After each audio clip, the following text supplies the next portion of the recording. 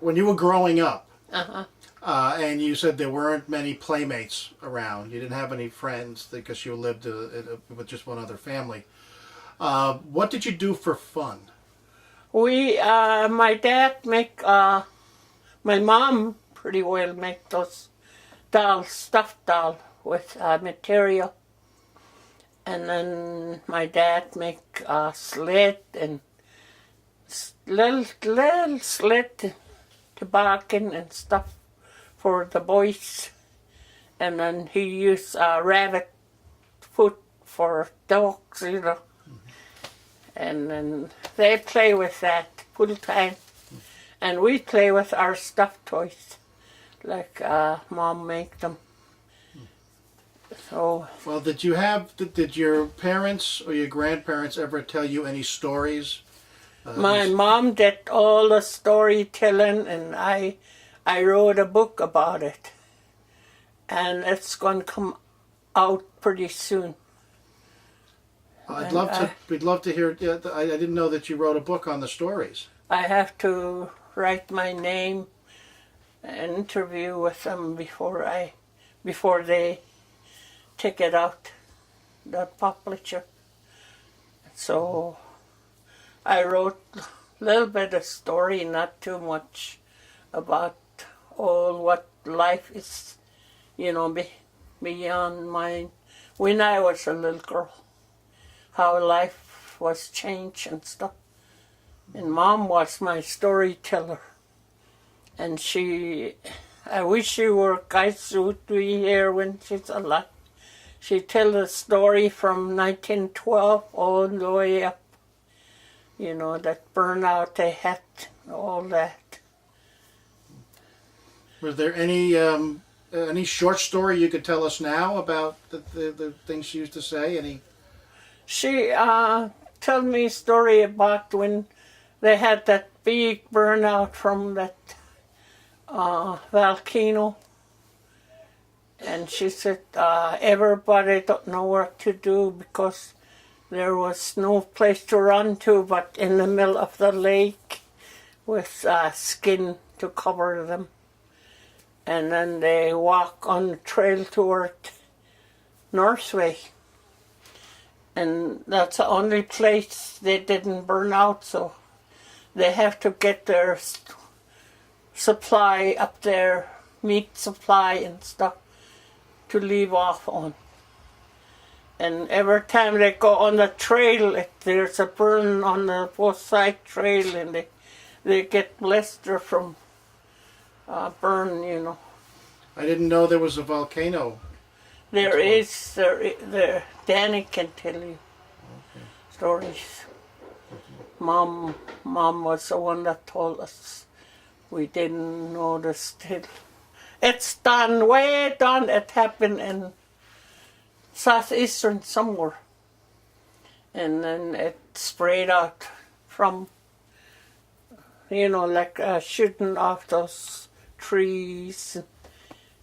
And it burned the whole up this way. Yeah. I never, when I was telling the story to this lady, I was doing my language and English so people can understand. Yeah. And your native language is what? Athabascan up here in Titlan. Yeah. Do you still speak Athabascan? Oh yeah, I speak that. 7 years for me to make that book. Not very much, but I get upset with my professor sometimes. And it takes too long for me to, remember everything back. So Mom was my storyteller. And I sometimes can't think what she told me in those days. A lot of story. All our family used to listen to her. She's 105 when she passed on. That's how old. Wow. She had a lot of life stories, I guess. I always think, I hope I never get to be 105. Today is my birthday, 76. Oh, happy birthday. Yeah. Oh. I'm like a lot of people forget stuff and couldn't tell the story, but I always remember my story. I went out on Western world everywhere to get a job, and then I still hang on to my language, never let go. And then when I came back, I start speak my language back over. And I always wonder how come people say, we don't know, when they ask them how to speak your language and stuff. We don't know, that's all this. Because I remember my language, the one I grew up with. And I can't forget it. Maybe it's because I wanted to be bilingual by culture. I went into that. And then I studied language for a long time before I quit doing that. And I teach my little kids at the school, those little ones. They speak our language, but I didn't do much of the help because hardly they speak their language. They don't want to try. They don't want to learn. My son pretty well know how to speak his language. Danny. And that girl I got, she know how to speak her language. And I don't see why people say they don't know. If you say something, what are you saying? They can say. When you said that, did you work outside the village for a while? Oh yeah, I Where did you went work? into Fairbanks and worked there for a long time. And then I went to Anchorage too and stayed there for 12 months, I think, to teach at the school, language teacher. So I was there full time in Anchorage. And then came back and started working at the school. 67 to 95. Long years. Yeah. So you taught here in Tetland for that Yeah, long. up here at the school. First it was BIA school, and then they transferred it to state school. So I went into both BIA school and then state school. Yeah. Did you like teaching? Did you like teaching this? Oh yeah, I just fit in there. I feel comfortable teaching them how to speak our language and how to write it, and also I'm not only doing that, but beading and stuff too, fixing stuff. They do a lot of stuff, and they really like it at that time. But after a while, that other teacher come in and they just quit. I don't know what happened. No more language teacher, no more of everything that they used to do. I don't know what happened, but probably ran out of money or something. Well, how many people live in the village now? But, geez, we're all scattered, if you want to know.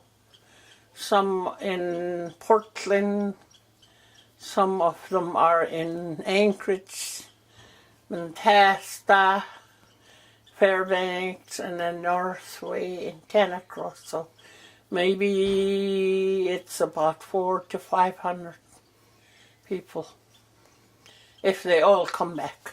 Well, how many are here now, though? Just two, maybe 3 or 200 something, I guess. Not very much. A lot of kids, though. Little ones. And there's still a school here. Yeah. We have school here yet. I retired from school. When what they taught, what they had you teach the kids in school was all. I guess my question is, were you able to teach any of the young people about your old ways of life, your old culture? You think was that part of the school? Yeah, and then also I was switched into different classroom. I have to be principal if I have to, if he leave. Stuff like that. If you're